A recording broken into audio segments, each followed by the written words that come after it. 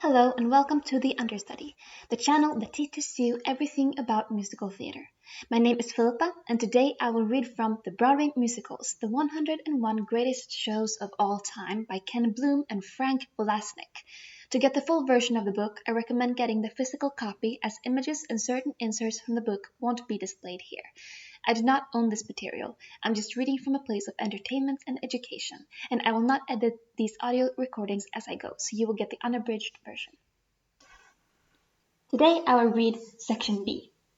Babes in Arms opened April 14th, 1937 at the Schubert Theatre with 289 performances. Produced by Dwight DeRee Women. Book by Richard Rodgers and Lawrence Hart. Music by Richard Rodgers. Lyrics by Lawrence Hart. Music orchestrated by Hans Bialik. Musical director Gimme Salser. Staged by Robert B. Sinclair. Choreographed by George Balanchine. Production supervised by Dwight DeRee Women. Scenic design by Raymond Sovey. Costume design by Helene Pons. Pianists Edgar Fairchild and Adam Carroll. Synopsis. Times are tough, and the threat of a trip to the work farm inspires a bunch of theatrical offspring. How to avoid tireless drudgery? Get a barn and put on a show. Cast. A gang member, Dan Daly. Marshall Blackstone, Alfred Drake. Billy Smith, Mitzi Green. Val Lamar, Ray Heatherton. Maisie Lamar, Ethel Entropidi. Lincoln Vanderpool, Leroy James. Nat Blackstone, George E. McKay. Dolores Reynolds, Grace McDonald. Sam Reynolds, Ray McDonald. Baby Rose, Win Murray. Irving De Quincey, Fayard Nicholas. Ivor De Quincey, Harold Nicholas. Emma Blackstone, Aileen Poe. Let's put on a show. It's a cliche now, but it began as the plot of one of the freshest entertainments ever to be seen on Broadway. Richard Rodgers and Lawrence Hart's Babes in Arms. By 1937, the musical theater had been rolling along for almost half a century, with the previous decades marked by maturation of the form. Although standards were still high, a certain sameness had set in, and the musical was due for a shake-up. Ira and George Gershwin and DuBose Hayward had expanded the musical theater with Porgy and Bess 2 years earlier. But it was definitely that rare show that was truly ahead of its time. Rodgers and Hart had been having their way for decades with their mix of romance, sophistication, and lyricism. Their shows, like the surrealism Peggy Ann and later in their career, cynical Pal Joey, hadn't set out to be different from different's sake. It was just the team trusting their instincts and not letting the norms dictate where their ideas and talents should take them. Babes in Arms was certainly not a sophisticated show, nor did it espouse a great ideal. It was rousing good fun in typical musical theater style. Where it was different was in its celebration of a younger generation of performers who, it turned out, would enliven the boards for decades to come. Because of its youthful joie de vivre, Babes in Arms was heralded as one of the most delightful shows in Broadway history.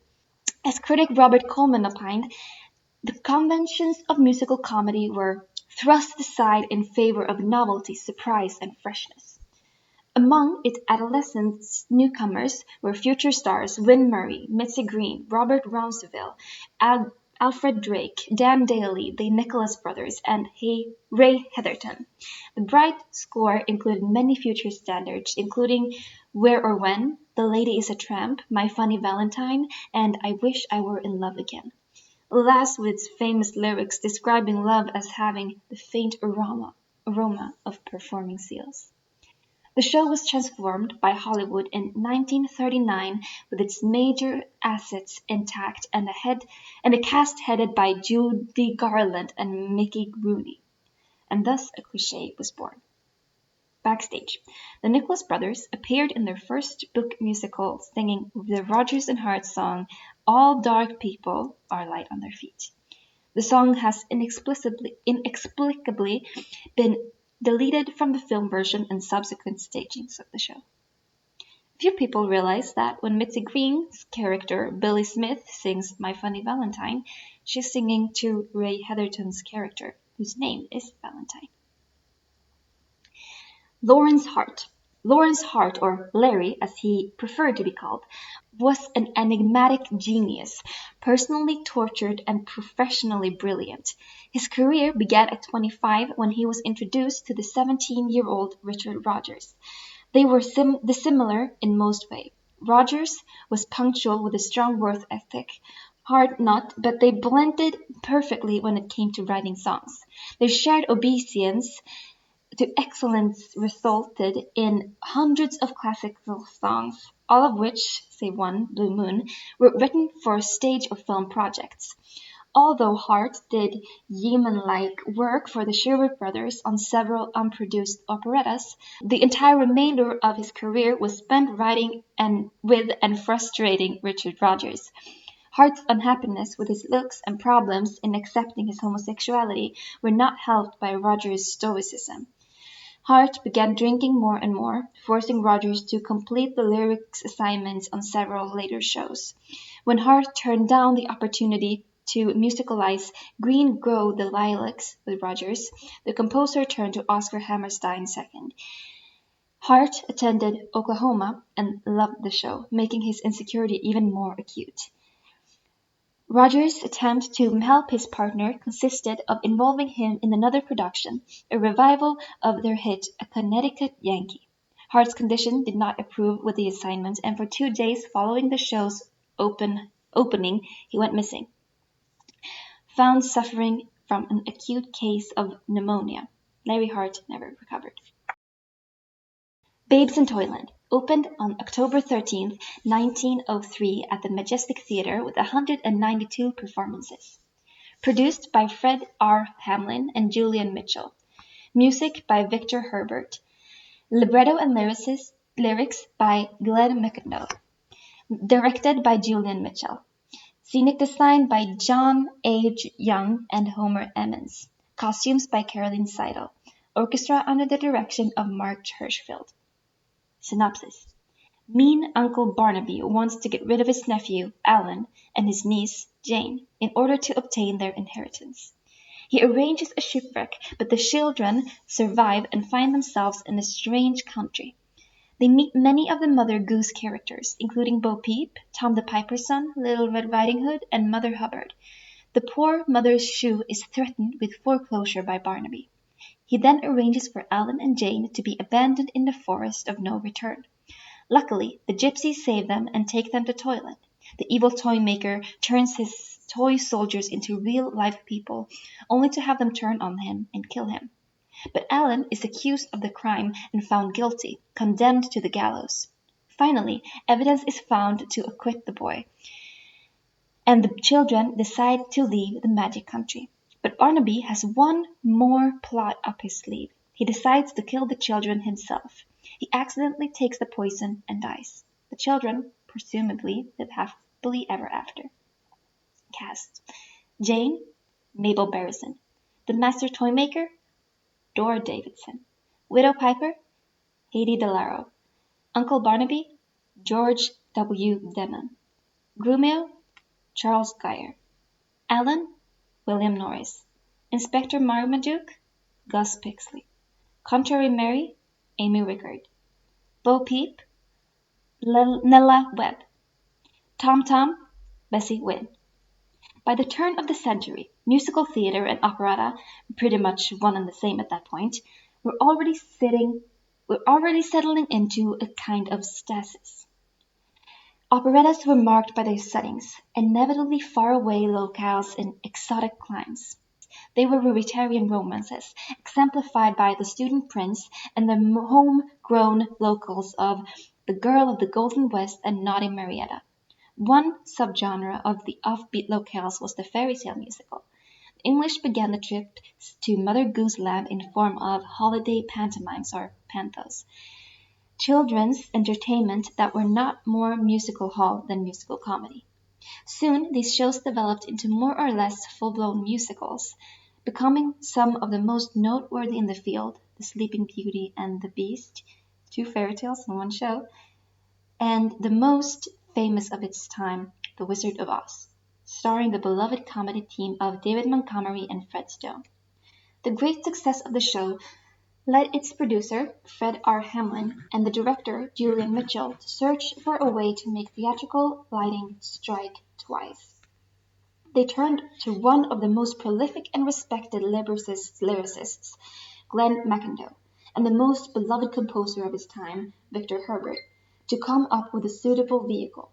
The team exceeded all expectations with Babes in Toyland, a show that instantly became an enduring classic for theatergoers of all ages.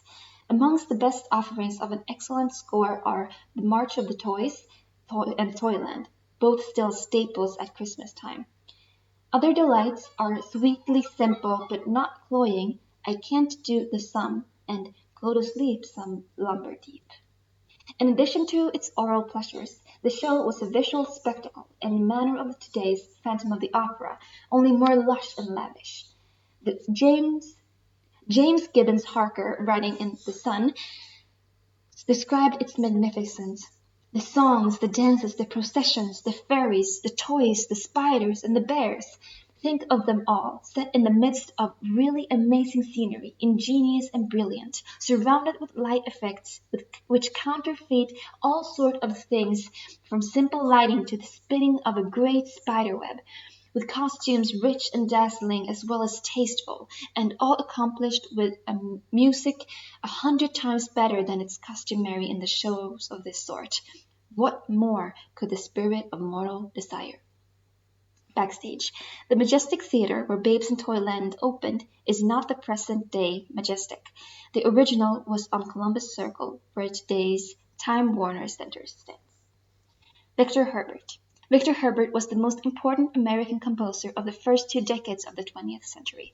Born in Dublin and trained in Germany, Herbert's music evolved from the European operetta tradition into the American vernacular. He started out as a soloist with the Metropolitan Opera, and his composing career took off in 1994 with his first cello concerto and his first operetta, Prince Ananias.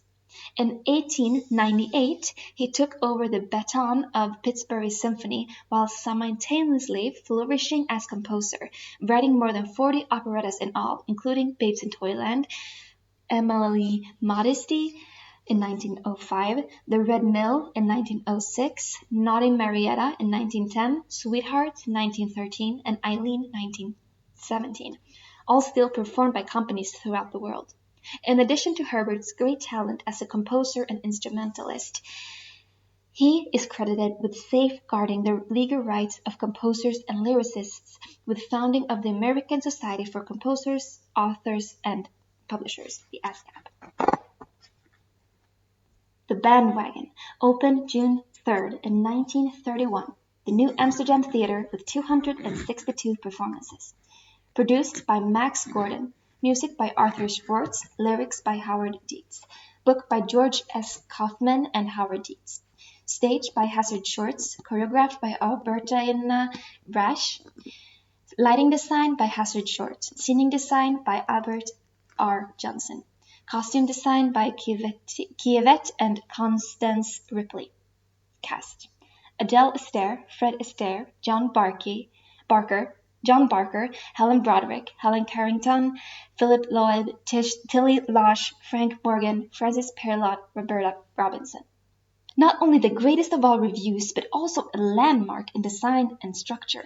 The Bandwagon was the ultimate in theatrical sophistication in its scores, sketches, and performances. The musical reviews up to this time had been dominated by 4 legendary series: the Siegfried Follies, the Earl Carroll Vanities, George White's Scandals, and Schubert Brothers' Passing Shows. Lavishness, great stars, and beautiful girls marked Ziegfeld's offerings. The Vanities neglected top-drawer material and skimped costume costs. White's shows also boasted curvaceous, if barely covered, chorines but were animated by wonderful scores. And the Passing Shows, with an eye toward the tired businessman, emphasized not spectacle, nor stars, nor songs and sketches. They just sent out the girls. Another review series, the more intimate music box reviews, boasted excellent scores by Irving Berlin and good, clean, undistinguished fun. The Bandwagon blew them all away. It boasted great stars, classic songs, hilarious, slightly suggestive sketches, ultra-modern design, and a chorus of fully clad men and women. Among its most notable inventions was the utilization of stage revolves. They had, of course, been used for decades, but always out of sight and only to facilitate scene changes. Staging director and designer Hazard Short, Howard Dietz directed the sketches, included two revolves in his act and utilized them as scenic elements in full view. The finale of the first act, a carousel upon which Fred Astaire and the cast sang I Love Louisa, spun around to the delight of the audience. For the great hit of the show, Dancing in the Dark, Lily Losh and company danced while colored lights were reflected in the mirrors placed in the stage floor.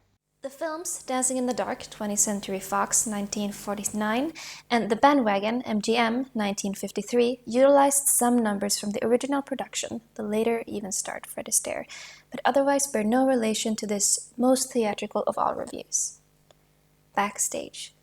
Adele Astaire made her last theatrical appearance in The Bandwagon. She retired from show business during the post-Broadway tour of the show to marry Lord Charles Cavendish. Fred Astaire was left without a partner and embarked on a solo career. He was never heard from again. Bells Are Ringing opened on November 29th in 1956 at the Shubert Theater with 924 performances. It was produced by the Theater Guild, book and lyrics by Betty Comden and Adolph Green, music by Jules Stein, musical director Milton Rochenstock, music orchestrated by Robert Russell Bennett.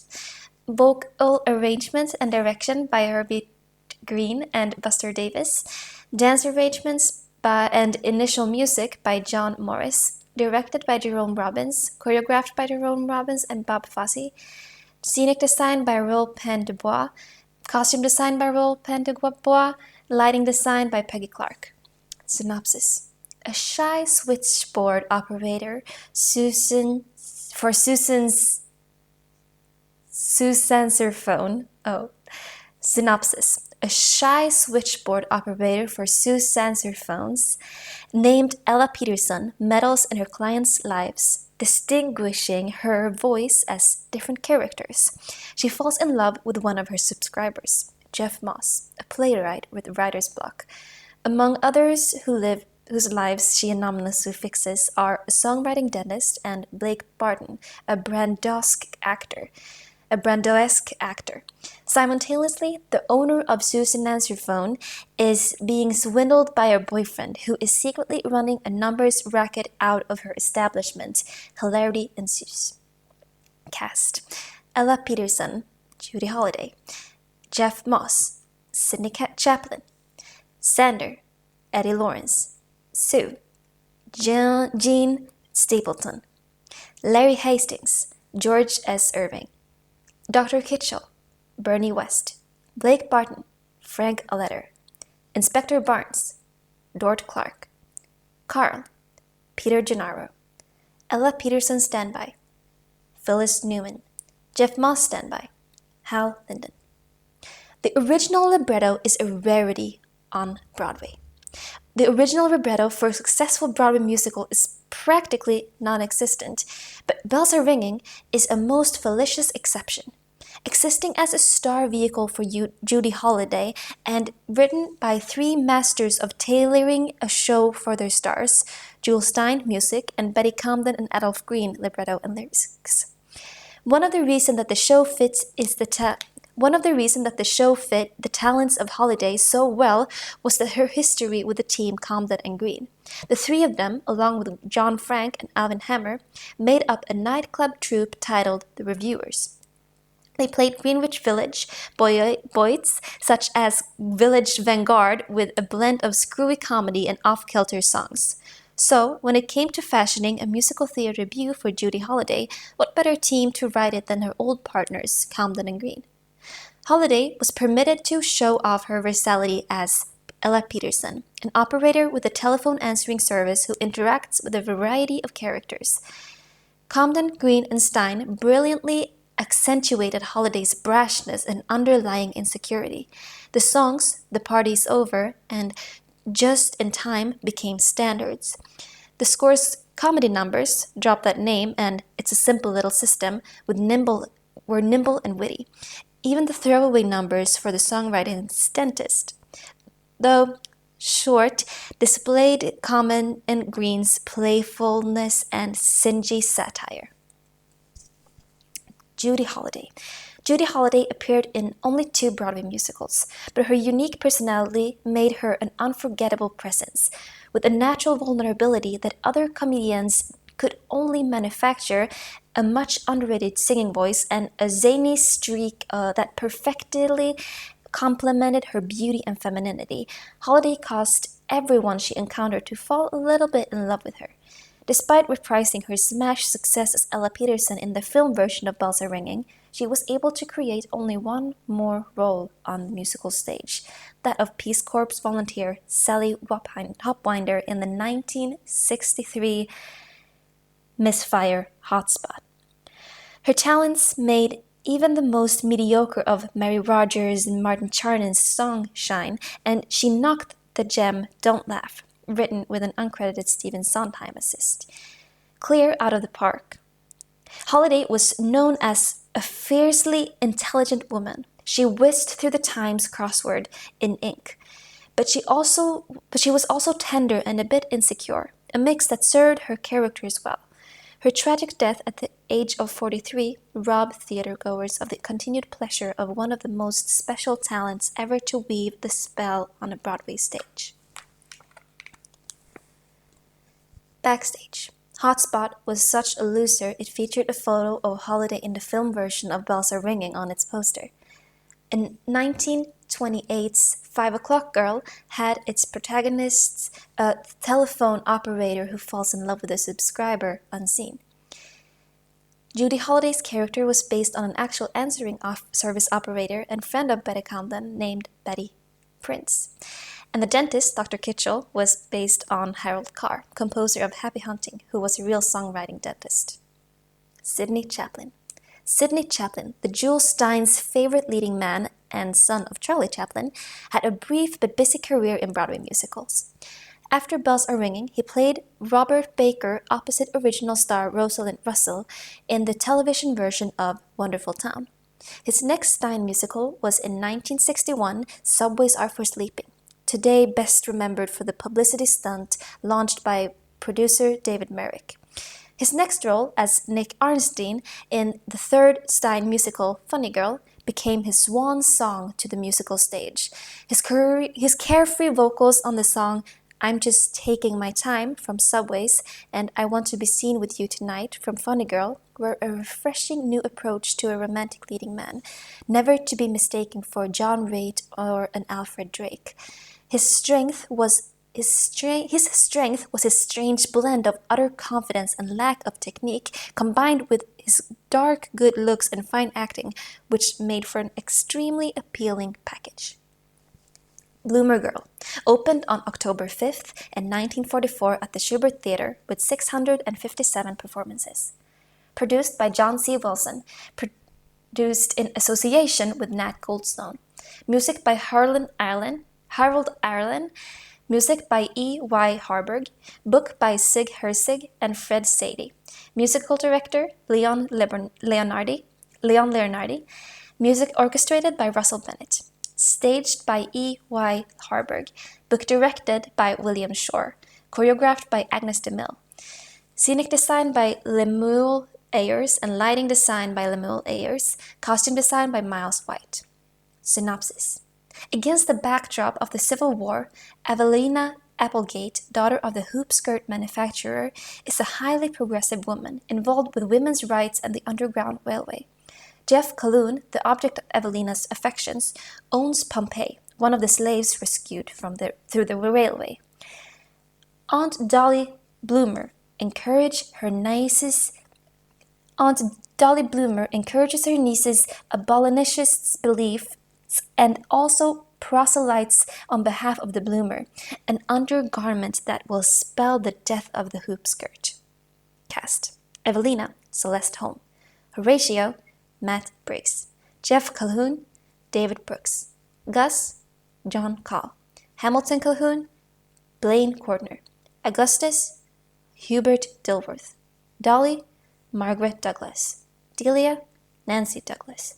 Sheriff Quimby, Charles Howard. Alexander, Richard Huey. Ebenezer Mims, John E. Marks. Daisy, John McCracken. Dancer, James Mitchell. Serena, Mabel Taliaferro. Pompey, Dooley Wilson. Betty, Eleanor Winter. The musical theater began as an entertainment without a thought in its pretty little head. Corseted chorines with hourglass figures, Dutch comics and checkered coats, black-faced entertainment singing about the South when it was the Schlitz that they should have been extolling. It wasn't until Showboat that the entertainment portion of our program was put on hold while a message was introduced. The musical had entered a brave new world that seemed to transcend the term musical comedy. We still haven't figured out exactly what the term should be. A musical drama has a bit of the pretentious about it. And one thing a good musical always promised, to the audience relief, was an utter lack of pretensions. In fact, most early comics made their marks, or marks as in brothers, skewering pretensions. The introduction of themes drew a dividing line between musical comedy and musical theater. That's the name that was chosen, don't blame us. It was a true master who could successfully merge the two. Kurt Weill and Maxwell Anderson couldn't pull it off with Nick Bach or Holiday, nor could Weill and Alan J. Lerner in Love Life. George and Ira Gershwin fared better with Strike Up the Band, though it took them 2 tries to get it slightly right. George took the next step and went all classical on us with Porgy and Bess. Thank God for John Bubbles and Ira Gershwin. And Richard Rodgers and Oscar Hammerstein's The Sound of Music tried to inject some Nazis into the mix, but they never stood a chance against Raindrop on Roses. In fact, the number of musicals that have gave us a rousing good dose of musical comedy as well as the dreaded message is very few indeed. Which brings us, albeit verbosely, to E. Y. Harburg, a card-carrying liberal with a healthy disdain for the ruling classes, no matter who they might be. Harburg had a fondness for the human spirit in all of its ups and downs, along with the ego to believe his message was worth broadcasting, or rather, staging. In 1937, Harburg tried to inject a warning about warmongering into Hooray for What, but Edwin and librettists Howard Lindsay and Russell Krauss dampened the ardor and pulled the show back to farce and light comedy. But with Bloomer Girl, Harburg put his artistic foot down and became, as William Goldman dubs in The Season, the muscle. That is the all-powerful artistic vision of the piece. Harold Arlen, a gentle soul, was content to write magnificent music, while librettist Sig Herzig and Fred Sadie followed their master's whim. And Harburg installed himself as co-director, allowing William Shore to share the title, if not the power. Bloomer Girl boasted 2 main themes: women's rights and anti-slavery, and it fooled its audience into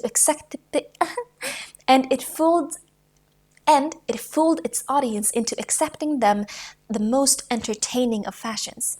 With such magnificent songs as Ride as the Rain and Evelina, Harburg allowed musical comedy to hold the spotlight, but it tempered the light moments with the Eagle Me, a soaring cry for freedom of the body as well as the soul, and Man for Sale, which is exactly what its title promised. Agnes de Mille, the master of intellectual psychological dance, presented a scoring Civil War ballet, wherein women wait, sometimes in vain, for the return of their men from the battlefield. The ballet is the dark side of the song, When Boys Come Home, in which women sing of drums and trumpets, tea and crumpets out of the village green. Harburg knew war doesn't end as a grand reunion. Bloomer Girl was a success, not because of or in spite of its message, but because the entire evening was a fully professional, exemplary, thought-provoking entertainment executed brilliantly. Backstage. Celeste Holm capitalized on her rave reviews for the portrayal of Ado Annie in Oklahoma, with her star performance in Bloomer Girl. But the sudden fame and recognition might have gone to her head, literally. Holm was set to make her nightclub debut and so cut her curly locks for a more modern look. The powers that be didn't much like what they view as insolence. And so Nanette Fabre, who wore her hair exactly as required, replaced Holm. While some wags suggested it was an excuse to get rid of her, others believed it was Holmes' ploy to exit the show as soon as she could. Bloomer Girl was faithfully recreated for television, starring Barbara Cook and Keith Andes. Although the plot was necessarily shortened, Agnes de Mille's recreated her famed Civil War ballet. Harold Arlen.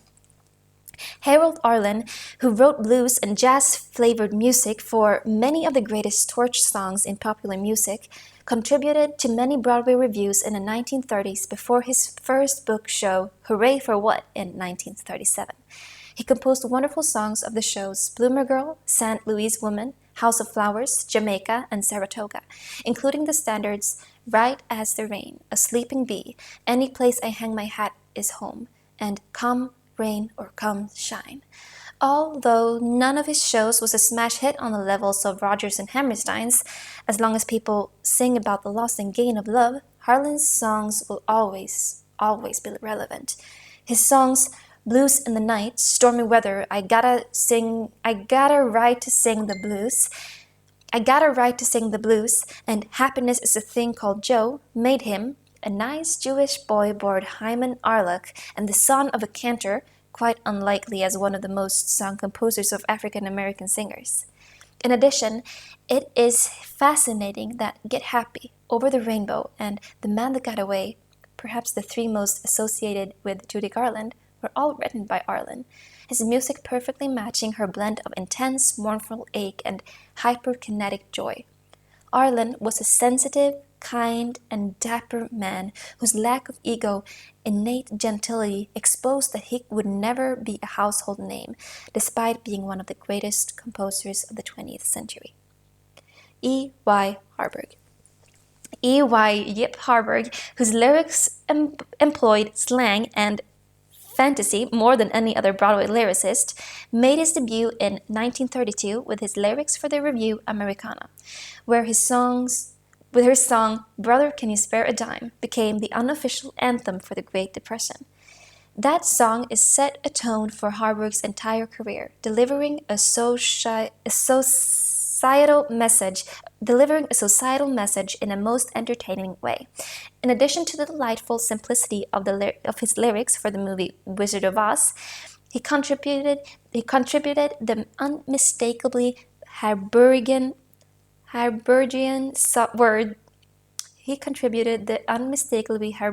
words to the songs of Bloomer Girl, Phineas Rainbow, Jamaica, and the underrated cult shows Flahuli, The Happiest Girl in the World, and Darling of the Day.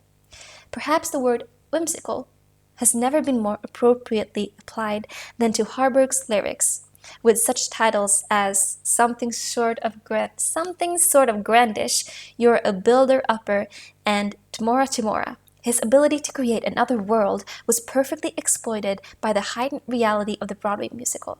To his collaborators, Harburg could be maddeningly didactic and insensitive, yet his elfin charms, loyalty, and intellect, not to mention his great talent, made them eager to work with. Star Turns, Part 1. In writing this book, some names came up again and again as actors, directors, choreographers, or composers who had a major effect on the history of the Broadway musical, but for some reason or another, they didn't fit into other sections of this book. Here, then, a tribute to some of the other essential lights of the Rialto. Noel Coward, the epitome of consensual flair to an adoring American public. From Broadway to Las Vegas to Hollywood, the soigné Noel Coward was the original multitasker as composer, lyricist, playwright, director, actor, singer, dancer, and wit.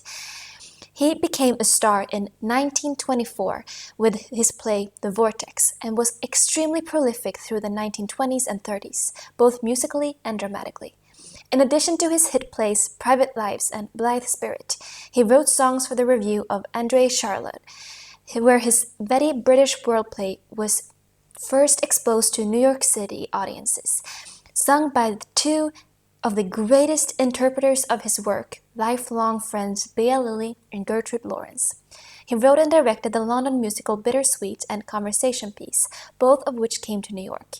He made a real splash in the States where he starred opposite Lawrence in Tonight at 8:30, his evening of 9 one-act plays, where Coward did everything, save hem Gertie's gowns. As his star rose around the world, his home country was one of the places that never seemed to give him his proper due, for many of his shows were greater successes in New York. Other than Pacific 1860,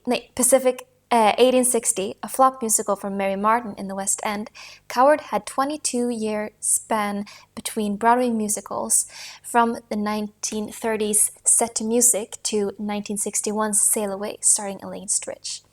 During his absence, when he graduated from actor, composer, playwright to the greater title of celebrity, he showed he has lost none of his talents to amuse with songs such as Useful Phrases, The Little One's ABCs, and Why Do the Wrong People Travel, all sucked over by the Yankee Stritch and greatly lifting the relative creakiness of the show. His final book show as composer, The Girl Who Came to Supper, was an even bigger disappointment, despite a wonderful performance by Florence Henderson.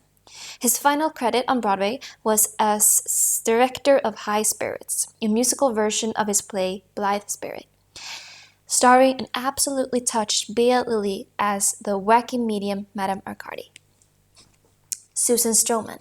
When Susan Stroman started out in the chorus of the 1979 revival of Whoopee, those who were on the line with this fiercely intelligent, talented woman knew she was destined for greatness.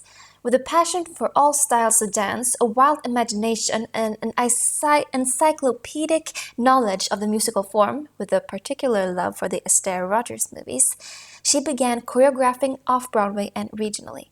Her big break came in 1990 with an immensely entertaining Cantor and Webb review, And the World Goes Round.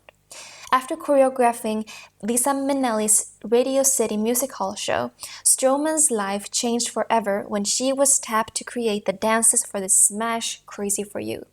Her work, a love letter to her beloved 1930s movie musical, provided Broadway with the most inventive period choreography in years. Falling in love with and marrying that show's director, Mike Ockrent, she worked with him on the spectacular A Christmas Carol at Madison Square Theater, as well as the disappointing Big, in between winning a second Tony Award for her work in Hal Prince's epic revival of Showboat. Her dance marathon partnering was far and away the high point of Misfire Steel Pier. In 1999, the wonderful Mike Ockrent passed away, and Stroman threw herself into her work, co-conceiving with John Weidman, directing and choreographing the dance play Contact, winning raves from the press. The year 2000 also brought plans for a stage version of the Mel Brooks classics, The Producer. Originally to have been directed by Ockrent, Stroman picked up its reins and delivered a gargantuan success, winning every accolade possible and securing her place in Broadway history. Despite a dud in Thou Shall Not, Stro continued to make magic. Now branching out into ballet and film, her latest stage venture is directing and choreographing producers star Nathan Lane in Stephen Sondheim's The Frogs. Anita Gillette. Cast often as a quirky next-door type, lovely Anita Gillette made her Broadway debut in Carnival, understudying the role of Lily and replacing Anna Maria Albergetti during her well-publicized feud with the producer David Merrick.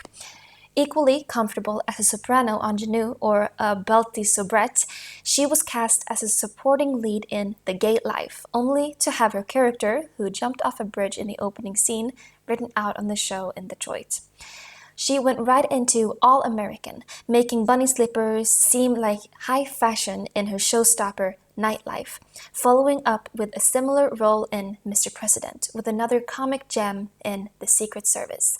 She was the leading lady in perhaps the most famous flops of all time, the one performance Kelly, and replaced Jill Howarth in the original production of Cabaret. Many found her to be one of the best Sally Bowles ever, as she finally got a chance to exhibit her dramatic talents. After the floppo Jimmy, she took a break from singing, only reappearing to replace in They're Playing Our Song. She has enjoyed a long career in straight plays as well, from Don't Drink the Water and Chapter 2 on Broadway, and has grown into a wonderful character actress in films such as Moonstruck and Boys on the Side, reunited after 35 years with Gay Life choreographer Herbert Ross, by then a successful movie director. Bobby Clark. With painted-on glasses and an ever-present cigar, Bobby Clark started out as half of the comedy team Clark and McCullough. Traveling the entire landscape of show business, they played minstrel shows, the circus, and vaudeville before the risque raunch of burlesque gave them the ideal venue for stardom. They hit Broadway in 1922 as sketch comics in the Music Box Review. After more reviews, in 1930, they tried their hand at a book show, albeit a pretty loose one, the political spoof Strike Up the Band. When his partner, the haunted Paul McCullough, committed suicide, Clark went solo and became top banana in a series of revues, including The Streets of Paris, co-starring Abbott and Costello and Carmen Miranda, and Starring Garter with Gypsy Rose Lee, and a bevy of beauties to ogle.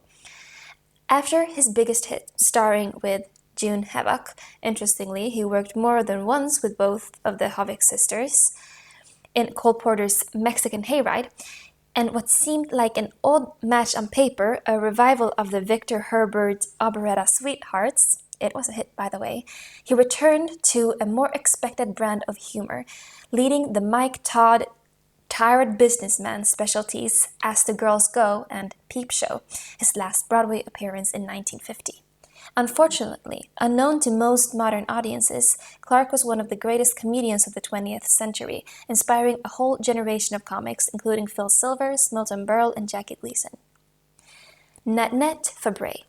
With the ability to be raucous or touching on the turn of a dime, Nanette Fabre made early appearances in the revue Meet the People, singing that old chestnut hurdy-gurdy-verdy, as the youngest member of the female contingent Eve Arden, Vivian Vance, and Edith Meiser in Let's Face It. After several flops, Fabre achieved great attention, replacing Celeste Holm soon after the opening of Bloomer Girl, and became a star at the ripe old age of 25 as the leading lady of High Button Shoes, singing the standard of the show, Papa, Won't You Dance With Me? Following that hit, Fabre had what can only be termed rotten luck. For her next 3 starring vehicles, all produced in a 4-year span, a remarkable achievement considering the number of new Broadway shows that open today, were all distinct letdowns. More's the pity, because all 3 shows had much to admire, not the least of which was Fabre herself. Love Life, with a fascinating concept and a score by Veal and Lerner that still begs for a complete recording. Arms and the Girl, where Fabre, clowning aside Pearl Bailey, made the most of her comic opportunities. And Make-A-Wish, where she played a young French girl alongside fellow flop-prone hoyden Helen Gallagher, and although completely un-Gallic, wonderfully singing in a delightful Hugh Martin score. After a stint in Hollywood in the movie The Bandwagon, the great fame on television with Sid Caesar, she gave a Broadway musical one more try. Once more into the fray, and another flop, Mr. President, which also sent Irving Berlin packing, and once more, Fabre was the best thing going, singing the infectious They Love Me as First Lady Nell Henderson. In her 80s and still doing bell kicks, Fabre presents the kind of invigorating, gusty performer that is all too rare for a jaded world. Word is they wanted Fabre for the role of Phyllis in the original production of Follies, but she turned it down, not willing to leave California with her children in high school. Maybe she'd been burned one too many times. Frankly, who could blame her? The Boys from Syracuse opened November 23rd in 1938 at the Alvin Theater with 235 performances. Produced by George Abbott, music by Richard Rodgers and lyrics by Lawrence Hart, book by George Abbott, based on the play The Comedy of Errors by William Shakespeare. Vocal arrangements by Hugh Martin, music orchestrated by Hans Bialik, directed by George Abbott, choreographed by George Balanchine, scenic design by Joe Milesiner, costume design by Irene Shiraf, lighting design by Joe Meiseliner, and conducted by Harry S. Lamont. Synopsis. Antipholus and Dromio of Syracuse are searching for their respective twin brothers. They travel to Ephesus, where they run into Adriana and Luce, the wives of their brothers. Mistaken identities abound. Cast. Antipholus of Syracuse, Eddie Albert. Adriana, Muriel Angelus. Duke of Ephesus, Carol Ashburn. Courtesan, Betty and Bruce. Angelo, John Clark. Taylor, Clifford Dunstan. Seeress, Florence Fair. Antipholus of Ephesus, Ronald Graham. Dromio of Ephesus, Teddy Hart. Taylor's apprentice, Burl Ives. Luce, Win Murray. Agan, John O'Shaughnessy. Dromio of Syracuse, Jimmy Savo. Merchant of Syracuse, Byron Shores. Luciana, Mercy Westcott. It seems inconceivable now, but The Boys from Syracuse was the first musical comedy to be based on a work of Shakespeare, and it only took 70 years from the origins of musical theater for someone to come up with the idea. The person was Richard Rodgers, who convinced his partner Larry Hart to go along with the notion. Librettist and director George Abbott were freely adapted The Comedy of Errors, keeping only 2 lines from the original play. The venom clamors of a jealousy woman and poisons more deadly than a mad dog. When those lines were spoken in the show, Teddy Hart, brother of Larry, playing Dromio Ephesus, struck in his head out from the wings and exulted, "Shakespeare!" The songwriting team wisely eschewed setting Shakespeare's verse to music, contenting themselves to write one of their best scores in the customary romantic and droll style. Falling in love with love is the standout, but This Can't Be Love comes in a close second. It's a stunning achievement for writers to be contributing almost a show a year to Broadway. In 1938, actually premiering both I Married on Angels and The Boys from Syracuse. Later adapters of Shakespeare into musical comedy made the mistake of confusing written verse with sung lyrics, usually to soporific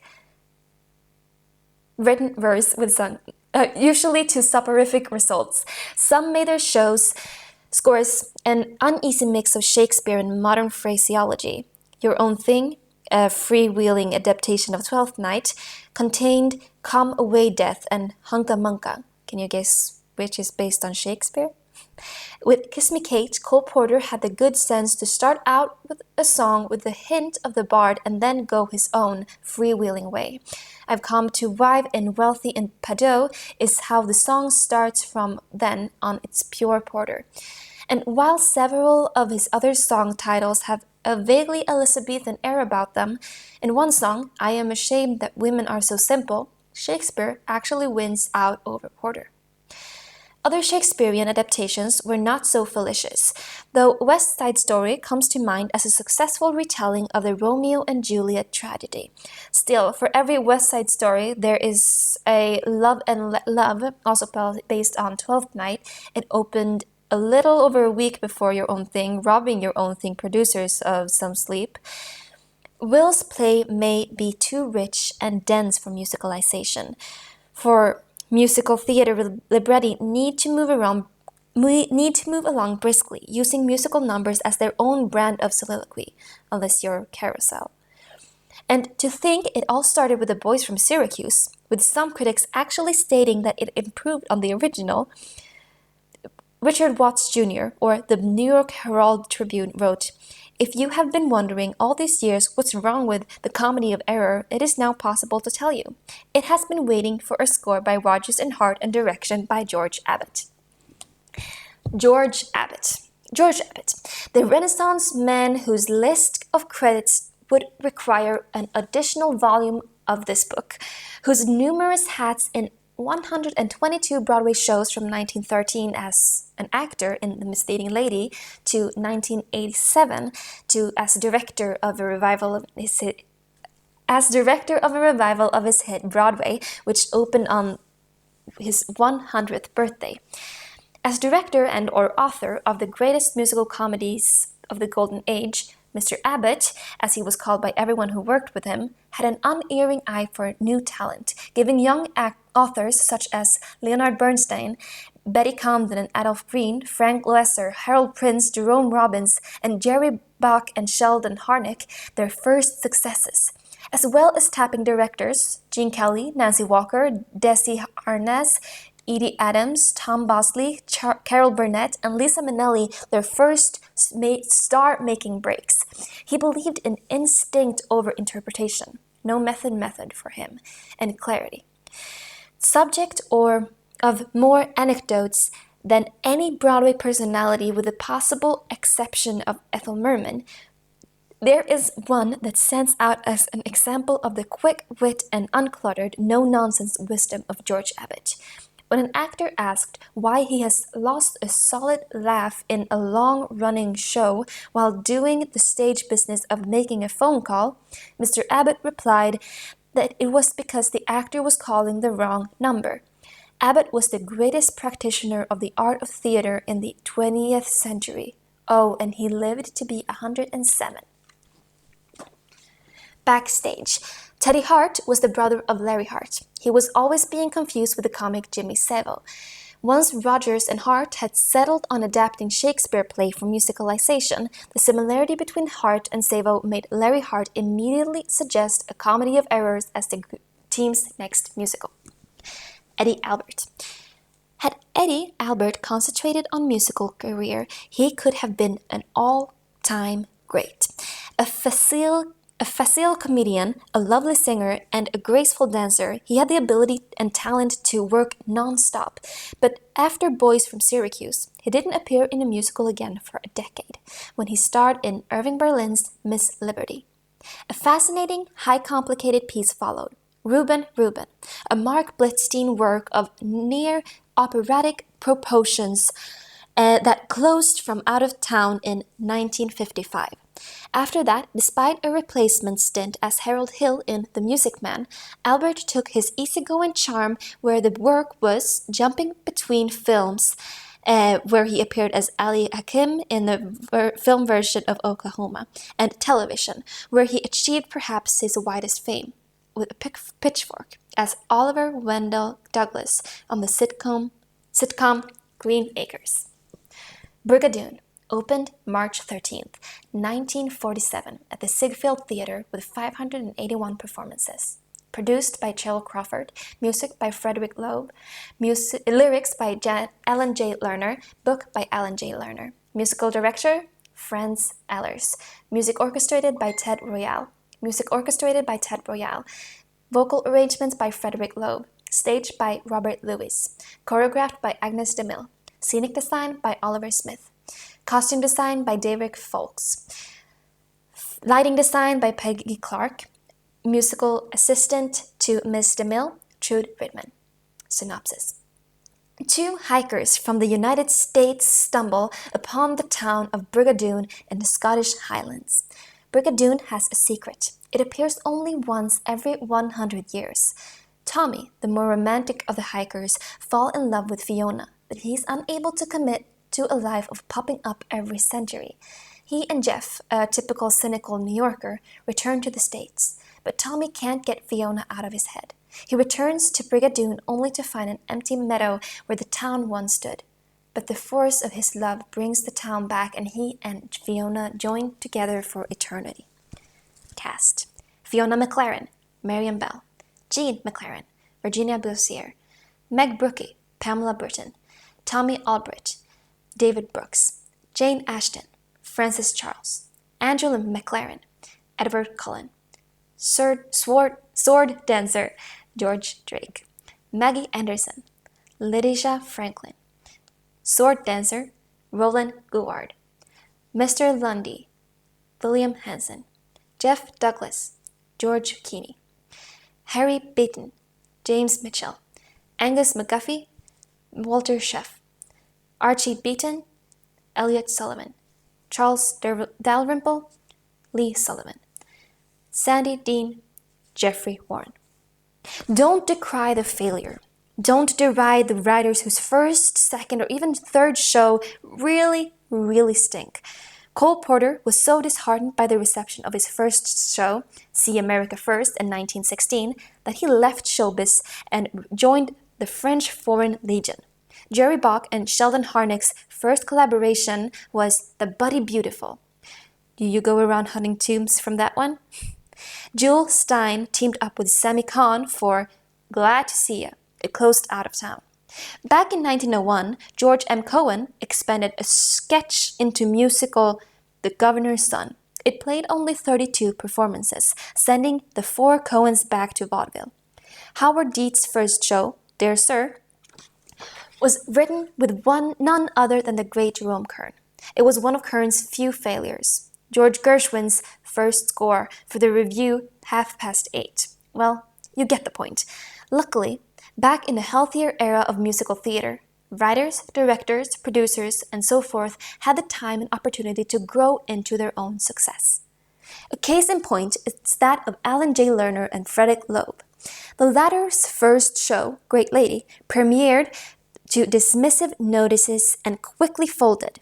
Loeb teamed up with Lerner, his dream partner, and they began their collaboration with two mediocrities, The Life of the Party, which closed out of town, and What's Up, not good enough to be a hit or bad enough to be a legendary flop.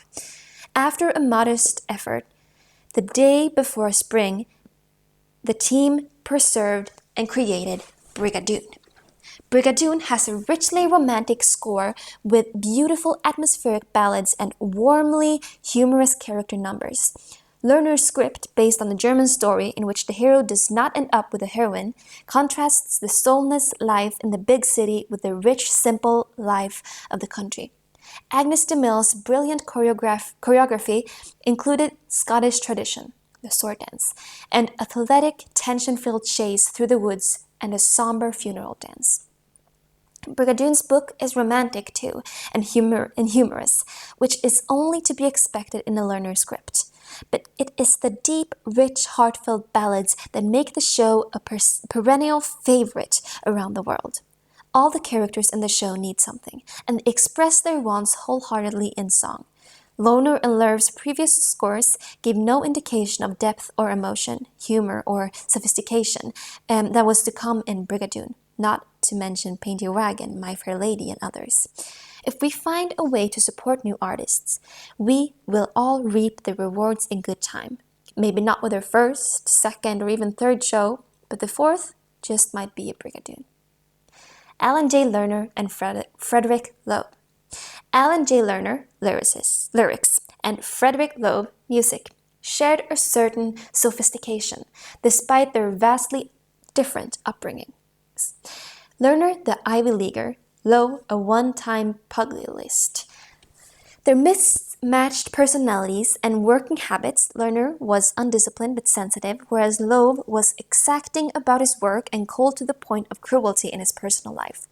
Along with Loeb's health problems, led to an early dissolution of their partnership.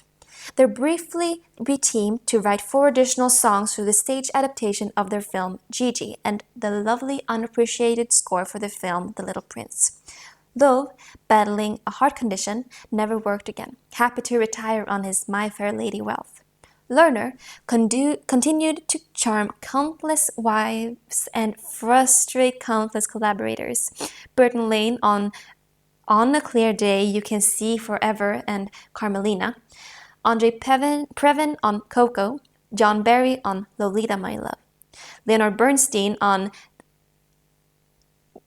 1600 Pennsylvania Avenue, and Charles Strauss on Dance a Little Closer.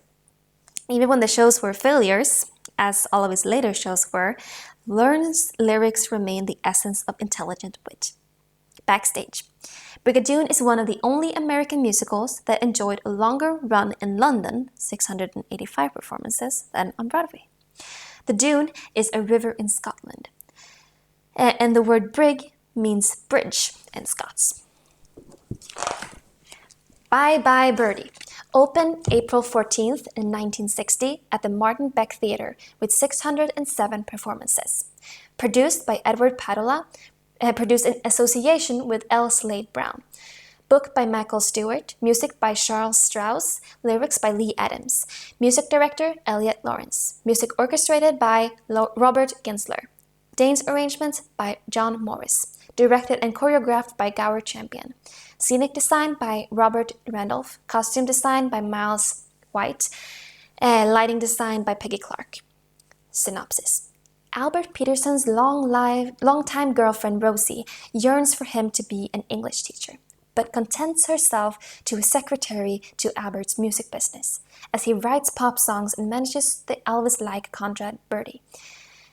After Conrad is drafted, Albert and Rosie cook up a scheme for Conrad to appear on The Ed Sullivan Show and give one last kiss goodbye to a lucky female fan. His scheme carries them all to the heart of small-town America, where everyone learns a little something about love, life, and celebrity. Cast: Rose Grant, Chita Rivera; Albert Peterson, Dick Van Dyke; Conrad Birdie, Dick Gautier; Mr. McAfee, Paul Lindy; May Peterson, Kay Medford; Kim McAfee, Susan Watson; Hugo Peabody, Michael J. Pollard; Mrs. McAfee, Mary Jane Miracle; Randolph McAfee, Johnny Borden; Ursula Merkel, Barbara Dorothy; Gloria Rasputin, Norma Richardson; Rose Grant standby, Carmen Alvarez; Albert Peterson standby, Charles Nelson Riley. A sleeper is defined as a project with modest expectations that ends up making millions for its creation while everyone else stands with mouths agape. Think of yourself as a Broadway investor. You are approached by a producer who has never produced a Broadway show before. He's got the rights to a really wonderful show by a new songwriting team that has never written a complete score before. Broadway, off or off. It will star a rising young comic whose previously Broadway appearance gained no notice whatsoever. It will be directed and choreographed by a popular television and film dancer who has never worked in those capacities on the book before. Oh, and we almost forgot, the librettist hasn't ever written a musical either. But hey, the story is up to the minute. It's about rock and roll, the music that has no relation to legitimate theater at all. And now the producer pops the $64,000, or probably more back then, the $500 question. Will you invest the hard-earned money in my show? What would your answer have been? Well, hats off to all those relatives and friends of friends who forked over their cash to producer Edward Padula. As You Sir Missed, the result was Bye Bye Birdie, one of the most popular musicals of all time. It enjoyed a long Broadway run, had a hit song in Put on a Happy Face, and boasted a successful film adaptation, with some members of the original cast reprising their roles.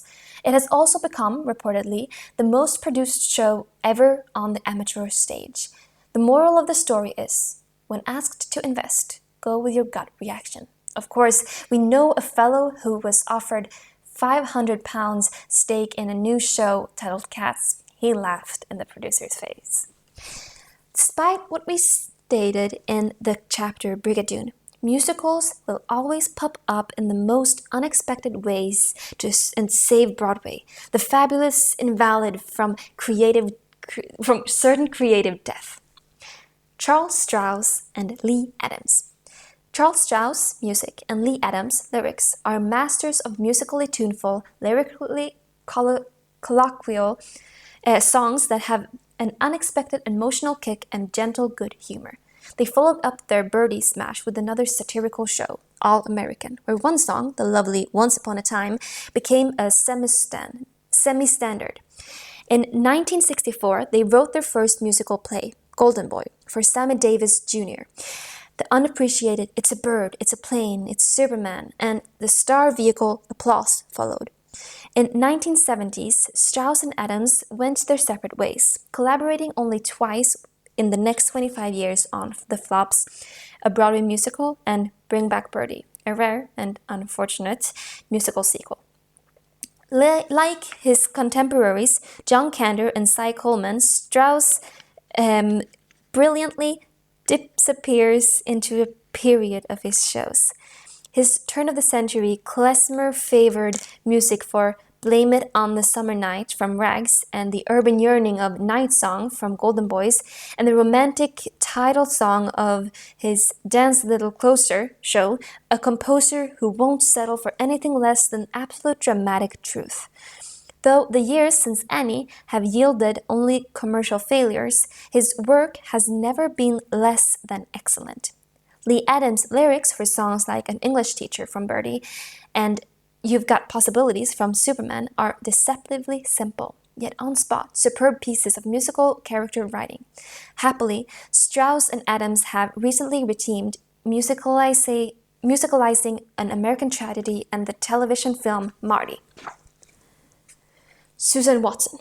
Susan Watson, a quintessential 1960s ingenue, played the girl in the original one-act version of The Fantastics at Barnard College. But when funding for a full off-Broadway production came through, she was unavailable, having already been tapped to play lovesick teenager Kim McAfee in Bye Bye Birdie. Thrice, she replaced an actress fired during a show's out-of-town shakedown.